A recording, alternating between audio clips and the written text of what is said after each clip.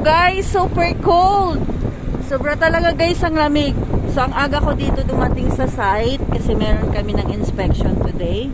So ayan guys, kung nakikita nyo naman, cloudy. Tapos umulan pa siguro talaga guys kagabi. Super init. So sa ngayon nandito ako sa Baguio, nagra-ride ng Baguio kasi kailangan kong mag-ikot ng maagang maaga for inspection preparation. So ayan, nakikita nyo naman guys. So guys, yan yung mga tinatawag namin na B-type. Yan, ang ganda niyan guys sa loob. Para na rin siya ng ano, para siyang hotel room. Ayan, nakikita nyo naman yan. Ayan, umulan talaga guys. So basang-basa yung mga ano, kalsada. So ayan, sobrang lamig guys. What is the, you know, I think -9 today. Guys, sobrang lamig. Parang ano, parang yellow. Oh my God. Hindi ako pwede guys sa ano. Hindi talaga ako guys pwede pala sa ano, sa may mga snow. So, doon banda guys, medyo siguro mga 2 hours ang biyahe, talagang nag-i-snow daw doon. Ayan, so kung nakikita nyo naman yan. Sobrang lamig. Diyos ko po. Ayan, so mga nag-start na nga silang mag-work. Sobra. So, ayan guys. Ayan, see guys, napaka ano, kulimlim. Yan, see.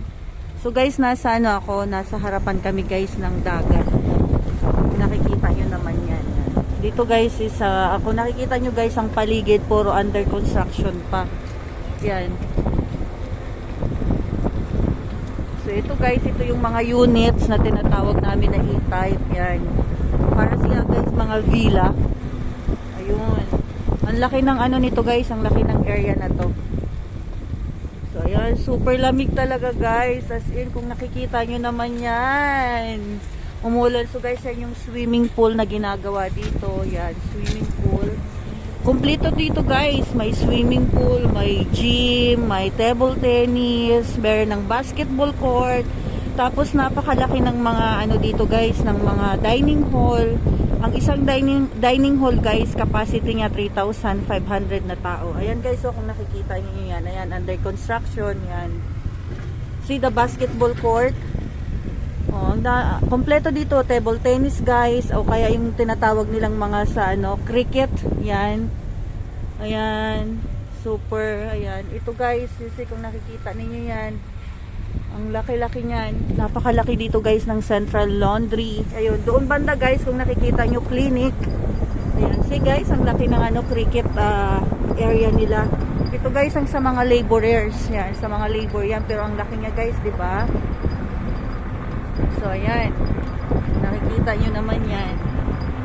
Sobra talagang laki niya. Ayan. So ayan guys, oh, kompleto dito. Ayan pa guys, meron pa sila ng ano, basketball court ulit. Tapos yung nakikita nyo dun guys, yan yung central laundry. Ito guys yung sa mga labor miss hall na may capacity siya na ano, 3,500. Yan yung clinic temporary. Yan. So ang laki nito guys. Oh my God, super cold. So nandito na kami guys sa ano, sa dining hall. So ito guys ang ano ko, ang early routine ko, morning routine ko. Okay. So ito yung morning routine ko. Kailangan ikutin ko guys ang ano, napakalawak na ano na to na area. Ayun. So hopefully guys na ano, by next month or this month magkaroon na ako ng ano, makuha ko na yung driver license ko dito para pag nag-ikot ako, hindi na yung buggy ang dala ko kasi malaki siya talaga guys. Nakikita niyo yan, hanggang doon yan guys. Ayan, mga under construction yan. Sobra ang lawak. Ayan. Ito guys, the clinic. So dyan, temporary na laundry namin. Yan, nakikita ninyo yan doon guys. Ayan, napakalaki talaga. Ayan, sobra. So ito guys, nandito na ako sa dining hall. Hi, good morning. Ayan. Sobra, ayan. See? Good morning. Ayan. So nandito tayo ngayon sa dining hall. Ito guys yung ano, labor dining hall. See, nakikita nyo naman guys, super laki. Ayan. Oh. See? Good morning. I'm good, and you? Alhamdulillah, very good. Yan, see? So So, ayan. So, kailangan guys na i-check to dito ng maigi kasi meron ng inspection today. So, ayan. Okay.